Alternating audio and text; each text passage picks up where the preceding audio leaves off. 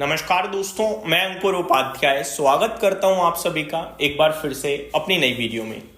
दोस्तों इस समय ना इंडेक्स एट 14 मंथ्स हाई, लेकिन पोर्टफोलियो लो, लगातार गिरावट, हर एक निवेशक परेशान है। मैं अगर तेजी की वीडियो बना भी दूं ना तो उस पर कमेंट सिर्फ एक ही आते हैं, भाई काहे की तेजी, क्या करें इस तेजी का।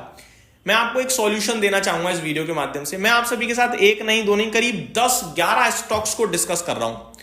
आपको कुछ नहीं करना है, इन 11 स्टॉक्स को सिर्फ जो भी एप्लीकेशन आप यूज करते हो, जो भी, और एप्लीकेशन यूज नहीं करते तो गूगल पे ये स्टॉक्स का नाम डालिएगा और देखिएगा 3-6 महीने में इन्होंने क्या करा है। आपको पता चलेगा कि why Nifty hitting 52 week high, या फिर आपको पता चलेगा कि निफ्टी क्यों अपने लाइफ हाई से मात्र 1% दूर है। क्योंकि ये शेयर्स भाग रहे हैं, ये शेयर्स चल रहे हैं और इन शेयर्स का वेटेज इतना है कि ये अपने दम पर निफ्टी को खींच सकते हैं।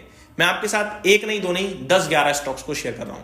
अब यहां एक ना फ्लॉ है, वो ये है कि ये स्टॉक्स चल चुके हैं, ये मत सोचिएगा। ये दिग्गज कंपनियां हैं और जब भी किसी तेजी की शुरुआत होती है दिग्गज से ही होती है। दिग्गज हाथी होते हैं, चलते इतना है लेकिन मार्केट कैप इतना बढ़ाते हैं। 1 लाख करोड़ की कंपनी 10% चलेगी, कितना रुपए बढ़ेगा? 10,000 करोड़। 10 लाख करोड़ की कंपनी 5% भी चलेगी, कितना मार्केट कैप बढ़ेगा? 1 लाख करोड़, जो कि 10,000 करोड़ के सामने 10 गुना है। ये डिफरेंस होता है। अगर रिलायंस इंडस्ट्री 10% चलेगा ना, इतना मार्केट कैप इंक्रीज होगा इंडियन इकोनॉमी का, इंडियन मार्केट कैपिटलाइजेशन का। और अगर कोई 200 करोड़ 2000 करोड़ की कंपनी डबल भी हो जाएगी ना तो 2000 करोड़ का मार्केट कैप बड़ा, पूछेगा भी नहीं कोई उसे। ये डिफरेंस होता है। ये हमें आपको समझ में नहीं आता क्योंकि हमें क्या है, हमें एक लिमिटेड पैसा है हमारे पास, हम वही लगाते हैं, उसी को हम सोचते रहते हैं ये भाई डबल हो जाए ट्रिपल हो जाए, वो नहीं होता। तो दिग्गजों से तेजी शुरू होती है और फिर इवेंचुअली मिड कैप पहुंचती है, फिर लार्ज कैप पहुंचती, फिर स्मॉल कैप पहुंचती है, फिर गधा घोड़ा कचरा सब तक पहुंचती है। वो ये कहानी रहती है। अब स्टॉक सुन लीजिए आप।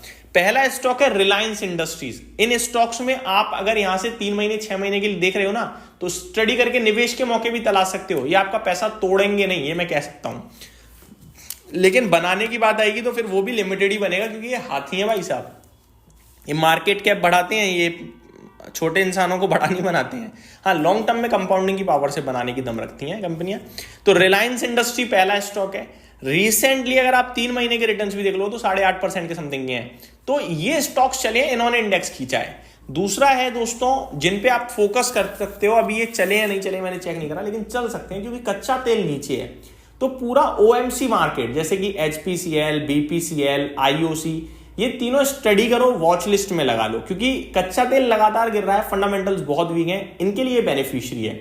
तीसरा है दोस्तों same trigger Asian paint, plus paint industry में भी अब मुझे लगता है रिवाइवल आ रहा है, प्लस जो कंपटीशन था वो सेटल हो चुका है, प्लस एशियन पेंट ने नंबर्स भी बहुत दमदार पोस्ट करे थे और मेरे को तो ये शुरू से पसंद आ रहा है 2300 रुपए से। आगे नेक्स्ट है फोर्थ एसबीआई। भाई साहब 800 रुपए से लगातार आपके साथ डिस्कस कर रहा हूं। 817 या 815 रुपए पे 25,000 करोड़ का QIP हुआ। तब भी मैंने अपने व्यूअर्स को चिल्ला चिल्ला के कहा कि वैल्यूएशन टर्म में इतना सस्ता कैसे मिल सकता है एसबीआई, क्यों नहीं समझ रहे हो आप? लेके भूल जाओ, 4 डिजिट में दिखता है, अब 4 डिजिट आ गया, हो गया ना 4 डिजिट, ऑलमोस्ट अभी भी है स्कोप इसमें। पांचवा है प्राइवेट क्षेत्र की दिग्गज bank, HDFC bank, ICICI bank. HDFC तो अच्छा करने लगा है लेकिन ICICI में भी थोड़ी प्रॉब्लम दिख रही है। लेट्स सी कितनी लंबी प्रॉब्लम और चलती है। अगला स्टॉक है दोस्तों IT क्षेत्र का इन्फोसिस।